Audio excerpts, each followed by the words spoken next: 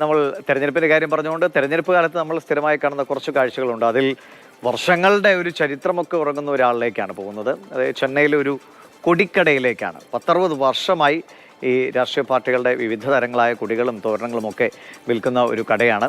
അപ്പോൾ തമിഴ്നാട്ടിലെ ഒരു വിധത്തിലുള്ള രാഷ്ട്രീയ നേതാക്കളുടെയും പ്രസ്ഥാനങ്ങളുടെയും ഒക്കെ വളർച്ചകൾ തളർച്ചകൾ ഒക്കെ കണ്ടിട്ടുള്ള ഒരു കടയാണ്.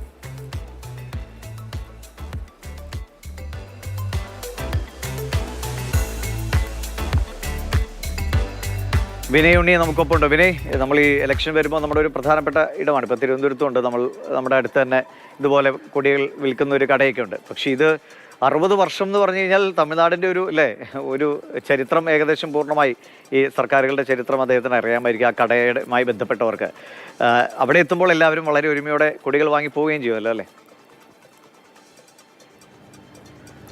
ദിവീഷ്, ഈ കടയുള്ളത് പാരീസിലാണ്. തെറ്റിദ്ധരിക്കേണ്ട, ഫ്രാൻസിലെ ആ പാരീസിലല്ല, മറിച്ച് ചെന്നൈയിലെ പാരീസ് സ്ട്രീറ്റിലാണ്. നമ്മുടെ ദാസനും വിജയനൊക്കെ അന്തം വിട്ട് നിന്ന ആ പാരീസിലെ പാരീസ് സ്ട്രീറ്റിലാണ് കഴിഞ്ഞ 60 വർഷമായി ബാലാജി ഈ കട നടത്തുന്നത്. ഈ കടയിൽ എടുത്തു പറയേണ്ടത്, കഴിഞ്ഞ 60 വർഷത്തെ തമിഴ്നാടിൻ്റെ ഒരു ചരിത്രം ഈ കടയിൽ നമുക്ക് നോക്കിയാൽ കാണാം. കഴിഞ്ഞ 60 വർഷം മുമ്പ് കോട്ടൺ തുണിയിലും സിൽക്ക് തുണിയിലൊക്കെ ആയിരുന്നു കൊടിതോരണങ്ങളും മറ്റു സാധനങ്ങളൊക്കെ തിരുപ്പൂരിൽ നിന്നും ഈ ശിവകാശിയിൽ നിന്നൊക്കെ നിർമ്മിച്ച് ഈ കടയിൽ കൊണ്ടുവച്ച് അന്ന് വിൽപ്പന ആരംഭിച്ചു. പിന്നെ 60 വർഷ ചരിത്രം അത് നോക്കിക്കഴിഞ്ഞാൽ ഈ തുണിത്തരങ്ങളുടെ ക്വാളിറ്റി മാറി, അതിൻ്റെ ഉപയോഗിക്കുന്ന തുണിത്തരങ്ങൾ മാറി. ഇടയ്ക്ക് പ്ലാസ്റ്റിക് കയറുന്നു, പിന്നീട് പ്ലാസ്റ്റിക്കിനെ നിരോധിച്ചുകൊണ്ട് ഇപ്പോൾ വീണ്ടും സാറ്റിൻ സിൽക്ക് എന്ന തുണിത്തരത്തിലേക്ക് മാറിയിരിക്കുകയാണ്. അതിന് കൊടിതോരണങ്ങളൊക്കെ കാണുക. DMK എന്ന ദ്രാവിഡ പാർട്ടിയുടെ ഉദയം മുതൽ അവസാനം ഇപ്പോൾ രൂപീകരിച്ച വിജയുടെ തമിഴ് വെട്ടിക്കഴകം വരെയുള്ള പാർട്ടികളുടെ ഒരു നീണ്ട നിര നമുക്കവിടെ പോയാൽ കാണാം.